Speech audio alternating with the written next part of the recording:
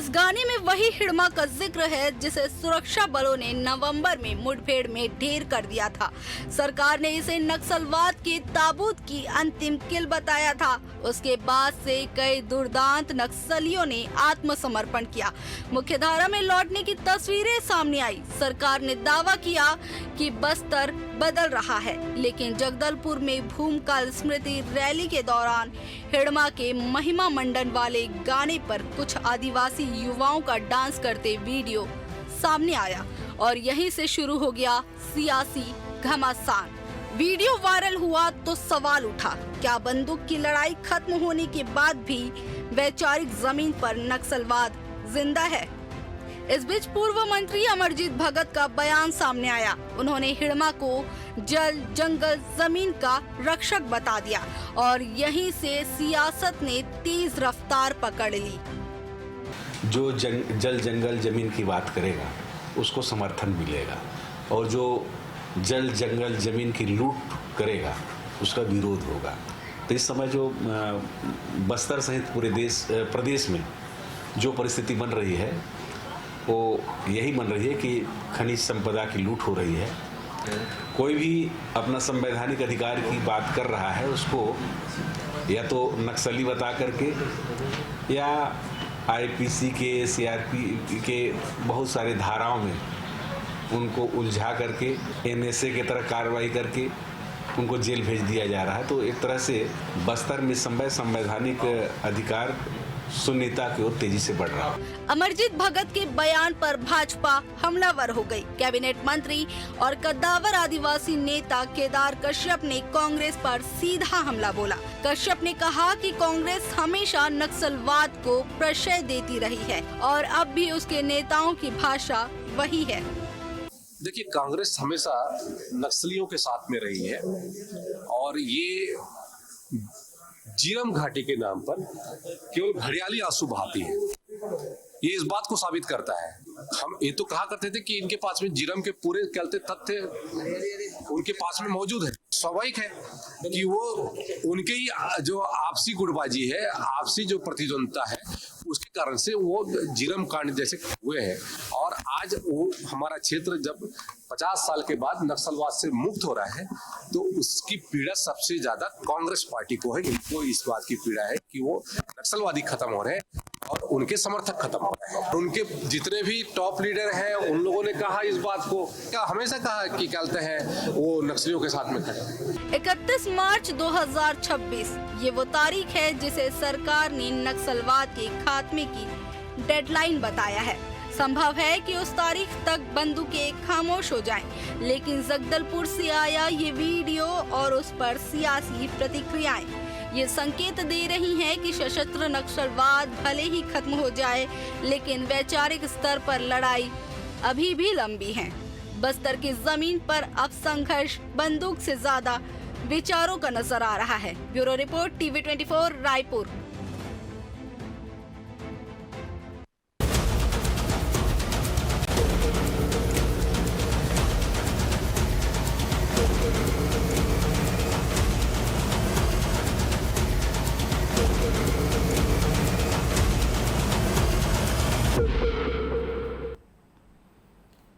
नमस्कार, मैं मोहन तिवारी। आज के मुद्दे में आपका स्वागत है और आज का मुद्दा हमारा आधारित है उस विवादित गाने पर जिसने एक बार फिर से सबको सोचने पर मजबूर कर लिया है कि जब नक्सलवाद खत्म हो रहा है तो क्या नई वैचारिक लड़ाई दूसरे मोर्चे पर लड़ने की तैयारी हो रही है।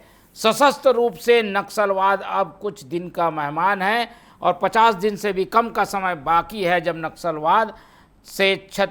नक्सलवाद छत्तीसगढ़ से बाहर होगा। ऐसे में एक गाना बजता है जिसमें झूमते गाते लोग नज़र आते हैं और वो गाना का केंद्रित विषय होता है खूंखार नक्सली हिड़मा।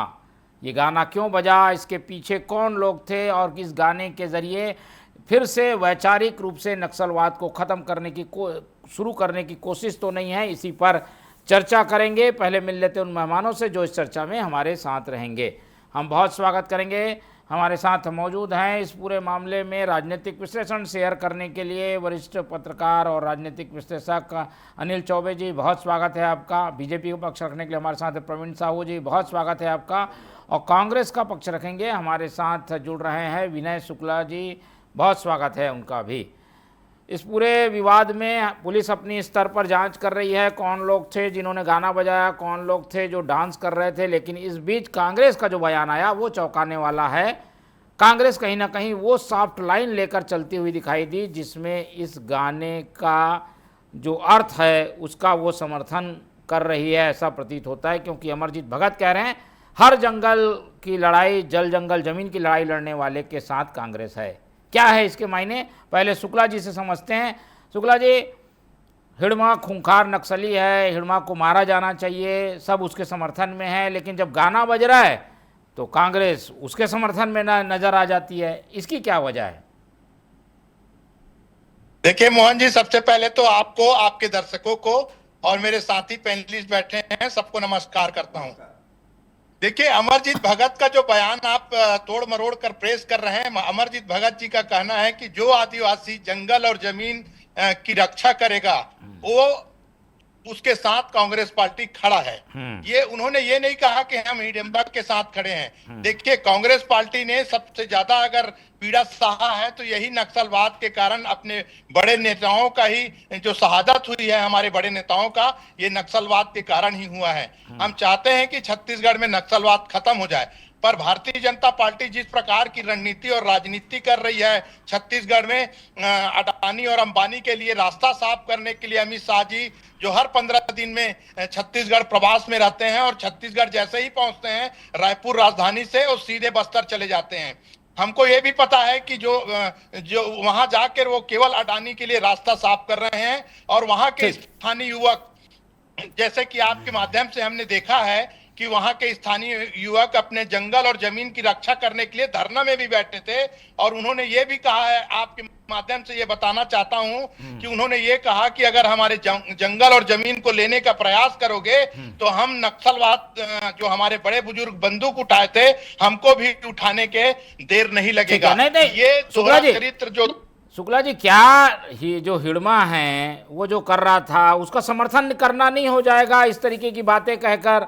अभी विरोध हो रहा है कि हिड़मा का महिमा मंडन नहीं होना चाहिए, हिड़मा के गाने नहीं बजने चाहिए, उस पर नाचना नहीं चाहिए, कांग्रेस इसका विरोध करना चाहिए, इस पर कंडम करना चाहिए, लेकिन कांग्रेस अलग लाइन लेके चल रही है, ये क्यों? नहीं, देखिए मोहन जी, मैं पहले भी बता दिया कि ये शब्दों को तोड़ मरोड़ कर पेश किया गया है।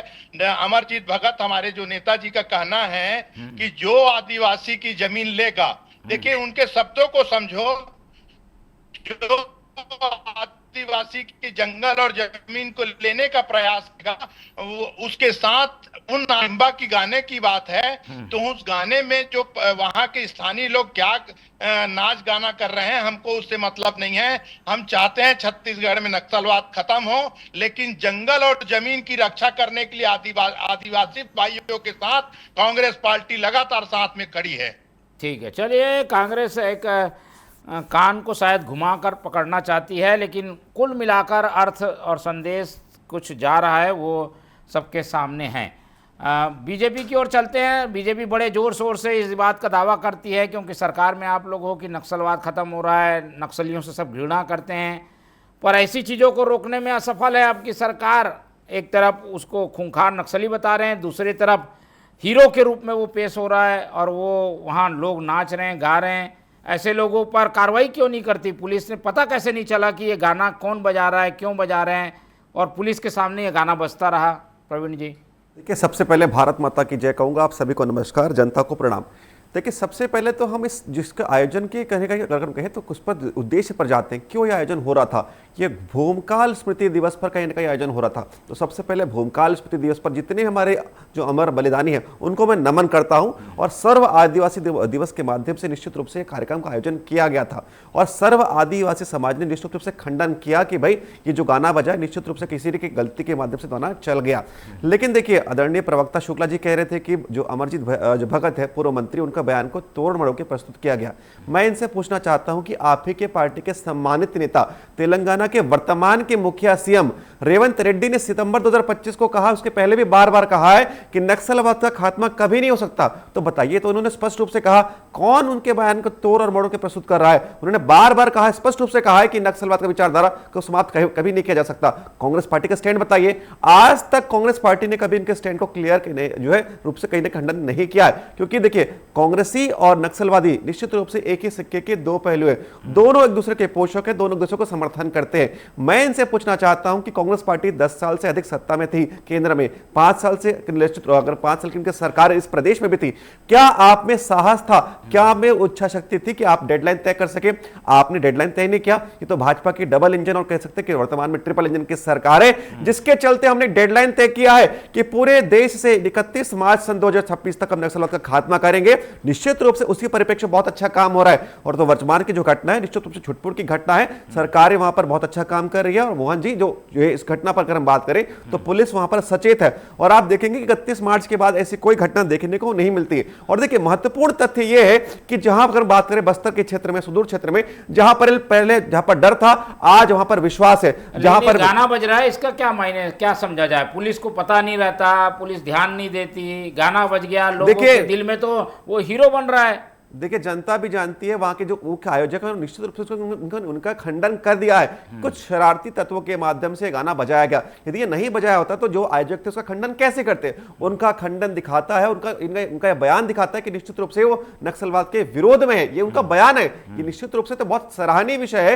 कि यदि गलती हुई तो उन्होंने स्वीकार किया। तो मैं जो बात कह रहा था कि बस्तर में जहां पर पहले आतंक था, आज वहां पर अमन है। पहले जहां पर डर था, आज वहां पर विश्वास है। पहले वहां पर निश्चित रूप से कहते थे तो नक्सलियों का गढ़ था, आज वो विकास का गढ़ बन चुका है, क्योंकि भाजपा की डबल इंजन की सरकार है।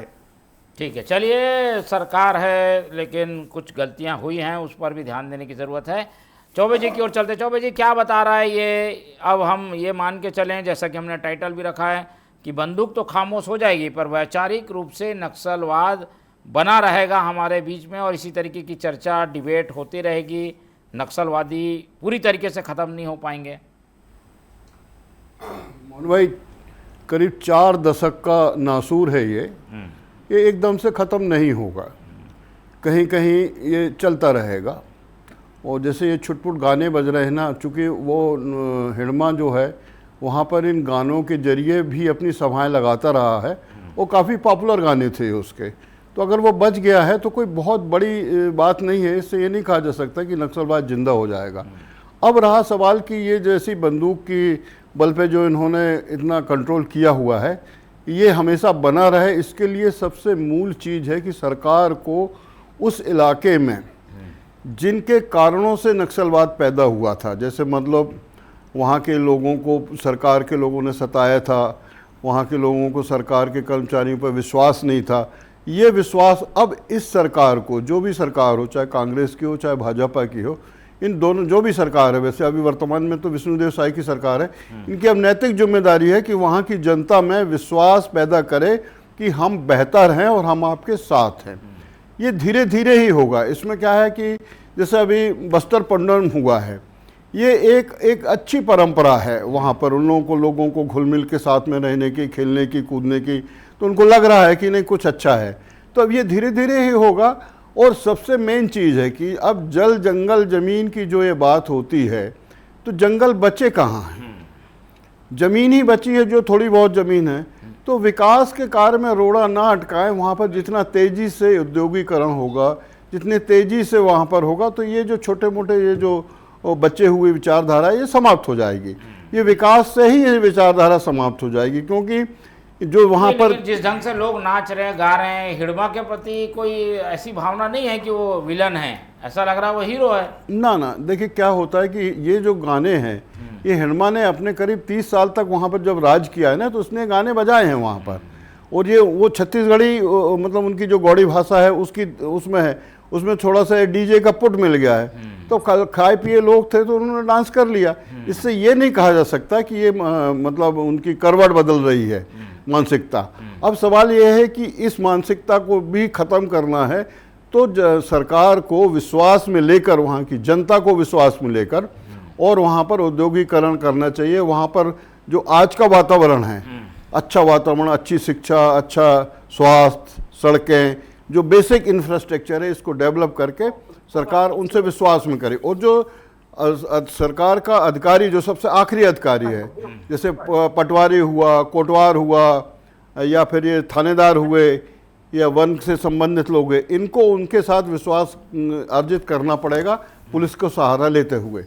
सबसे ज़्यादा तो नक्सल वहाँ पर जो अत्याचार हुए वो फॉरेस्ट ने किए थे, फॉरेस्ट के बाद पुलिस ने किए थे, तो उन्हीं विचारधाराओं के तहत तो ये नक्सली वहाँ पर जन्मे थे। तो ये विचारधारा तभी खत्म होगी जब ये इस स्तर के लोग भी उनके साथ हिल मिलकर एक विश्वास अर्जित करेंगे। इसमें थोड़ा समय लगेगा। चल रही है, इसके पीछे क्या वजह है? कांग्रेस इसका कंडम क्यों नहीं करती? ऐसे मामलों में कांग्रेस ने अलग लाइन क्यों ली हुई है? देखिए, कांग्रेस अभी बैठे हुए उसको लगता है कि कुछ मिल गया, तो जो मिल जाता है ना उसमें कांग्रेस को सोच समझ के, क्योंकि ये नेशनल मामला बनता है, पूरे उसमें बड़ा मामला बनता है, इसलिए सोच समझ के बयान देना चाहिए कि जल जंगल जमीन की रक्षा करने वालों के साथ खड़े। तो वो तो सभी खड़े हैं, भाजपा भी खड़ी है, कांग्रेस भी खड़ी है, आम जनता भी खड़ी है, आदिवासी भी खड़े। इसमें है क्या, नया क्या है? लेकिन उसको इस परिप्रेक्ष्य में कहा जाए कि वो जो गाना बज रहा है हम उनके तरफ हैं, तो ये गलत है। ठीक है, चलिए, तो ये एक तरीके से कांग्रेस को भी सोचना चाहिए कि ऐसे मसलों में क्या लाइन लेके चलें। विनय शुक्ला जी, इसमें क्या देखते हैं? सरकार की कुछ लापरवाही भी है क्या इसमें?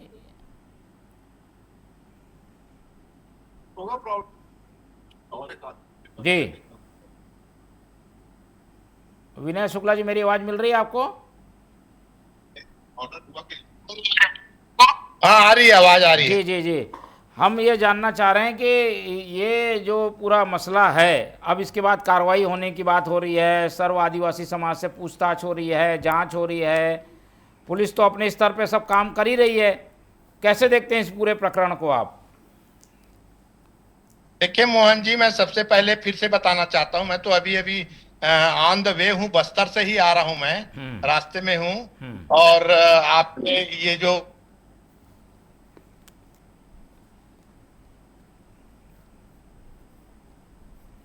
हेलो जी, तो प्रकरण है उसको भी खात्मा है, अभी पूरी तरह नहीं हुआ है। और जैसे कि अमित शाह जी ने 31 का डेट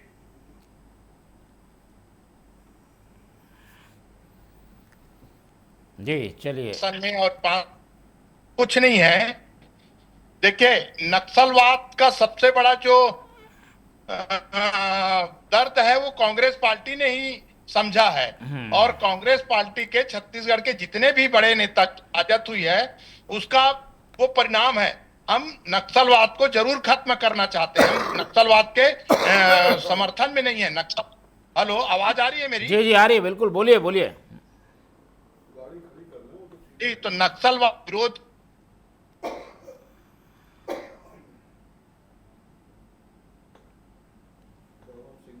चलिए, ठीक है, सिग्नल की समस्या है, लेकिन प्रवीण जी, कुल मिलाकर यह है कि नक्सलवाद की समस्या को हल करने में कांग्रेस ने भी योगदान दिया है, पर आप लोग उनके योगदान को पूरी तरीके से किनारे करके श्रेय लेने की राजनीति में लगे हुए हैं।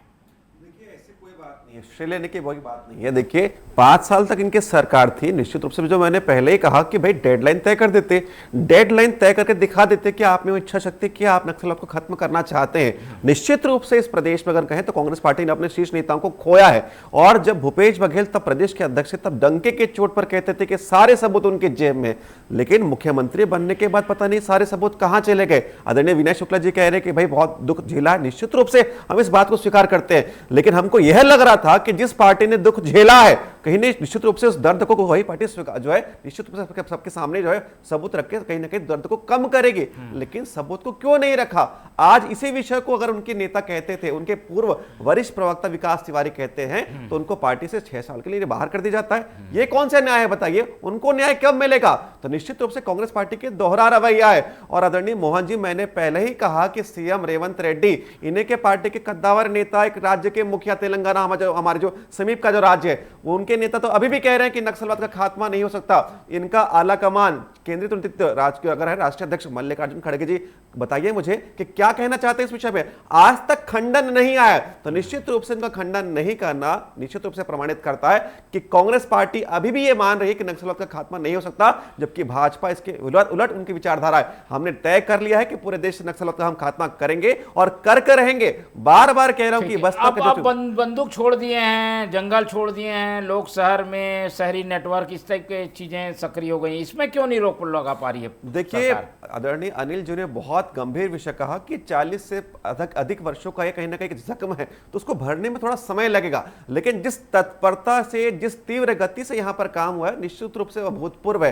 पूरा विश्व इसकी सराहना कर रहा है। भाई, अगर हम बात करें तो कुछ राज्य, जिसमें हमारा राज्य कहीं ना कहीं नक्सल का बहुत बड़ा केंद्र था, अगर इस हद पर यदि खात्मा हो रहा है तो निश्चित रूप से बहुत बड़ी पहल, और निश्चित इसके लिए हम कहें तो हमारे सेना के जवानों को हम उनको सराहना करनी चाहिए। तो कहीं ना कहीं छुटपुट घटनाएं जो देखने को मिल रही है, 31 मार्च की डेडलाइन के बाद एक भी घटना देखने को नहीं मिलेगी। पूर्ण विश्वास के साथ आपके चैनल पर ये कह रहा हूं मैं। ठीक है, चलिए, तो हम विश्वास करते हैं, लेकिन ये गंभीर विषय है कि अब वैचारिक लड़ाई तेज हो जाएगी। चौबे जी, इस पूरे मसले में आप क्या देख रहे हैं, कहाँ पर कुछ भूमिका देख रहे हैं? कोई नक्सली तो नहीं है कि गाना बजवा दिया, ये भी एक साजिश का पूट दिखाई दे रहा है? नहीं, देखिए, जिस तरीके से अमित शाह बोल रहे थे कि 31 मार्च तक हम सब खत्म करेंगे, तो जब इसका दावा तभी किया जा सकता है कि जब वो तमाम पूरे इलाके, जिन इलाकों में ये सब नक्सली बसे हुए थे, उनको वो सैनिटाइज करें और एक एक आदमी जो भी बचा हुआ है उसको वो चिन्हित करें, या तो उसको मुख्य धारा में ले आएँ या फिर जो उनकी तरीका है उससे निपटें। अब रहा सवाल कि जो तेलंगाना का बार बार जिक्र आ रहा है, तो केंद्र सरकार को पूछना चाहिए, अमित शाह जी को, उनसे, चीफ मिनिस्टर तेलंगाना से, कि आप किस दावे से कह रहे हो कि नक्सलवाद ख़त्म नहीं होगा। इसका मतलब है कि वहाँ पर शहरी नेटवर्क में उनका वहाँ पर अभी है, और ये जग जाहिर है कि तेलंगाना में जो शहरी नेटवर्क है उसमें ये लोग बसे हुए हैं जो नक्सलाइट को कमांड करते हैं, कंट्रोल करते हैं। तो जब तक उसमें प्रहार नहीं होगा, चाहे वो केंद्र सरकार करे, चाहे वो उसकी तेलंगाना की सरकार करे, जब तक उन पर नकेल नहीं कसी जाएगी, वो ठीक कह रहा है कि जब तक इन पर नकेल नहीं की जाएगी तब तक ये नक्सलवाद खत्म नहीं होगा। तो अब केंद्र सरकार को उन पर भी नकेल कसना चाहिए। वो कस सकती है, उनके पास लिस्टें हैं। अब वो कितनी आत्मशक्ति है और कितना उनका वो है कि वो वहाँ पर जाके कार्य करें कि ना करें, लेकिन उनके पास लिस्ट है, कौन लोग हैं, कौन लोग बचे, और एक बहुत बड़ा वर्ग है वहाँ पर, बड़ी बड़ी कोठियाँ हैं इनकी जो वहाँ से संचालित करते हैं ये नक्सलाइट का पूरा मूवमेंट।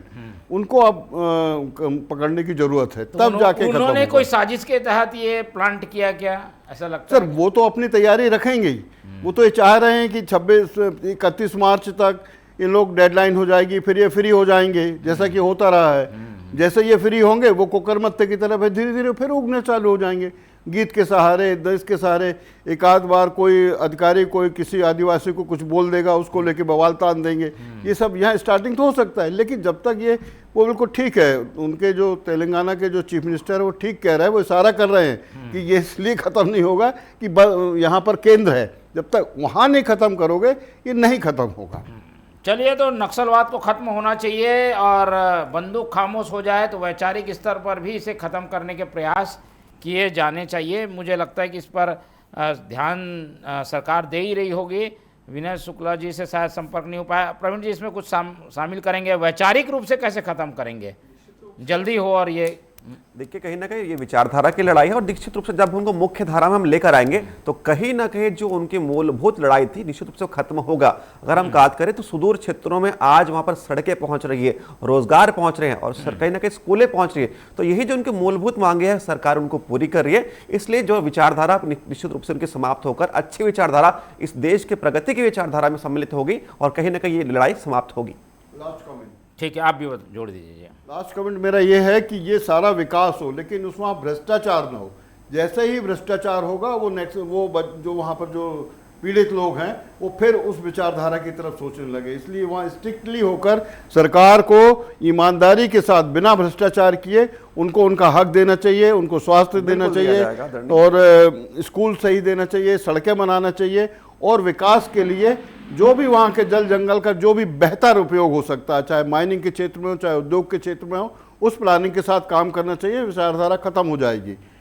ठीक है, तो विचारधारा को भी ख़त्म करने की ज़रूरत है, लेकिन ये गाना जो बजा है वो खतरे की घंटी भी है। ये एहसास दिलाता है कि हिड़मा तो ख़त्म हो गया, लेकिन उसको चाहने वाले लोग कहीं बचे तो नहीं हैं, और ऐसी चीज़ें हो रही हैं तो उसे रोकने की भी सबकी जिम्मेदारी है। इस पूरी चर्चा में हमारे साथ विनय शुक्ला जी जुड़े, उनका धन्यवाद। प्रवीण साहू जी ने समय दिया, उनका धन्यवाद। और अनिल चौबे जी ने समय दिया, उनका बहुत बहुत धन्यवाद। तो तीनों मेहमानों को धन्यवाद कहते हुए आज की ये चर्चा यहीं ख़त्म करते हैं, और आप लोग से रखते हैं उम्मीद कि आप लोग देखते रहेंगे TV24। रखें अपना बहुत ख्याल। नमस्कार।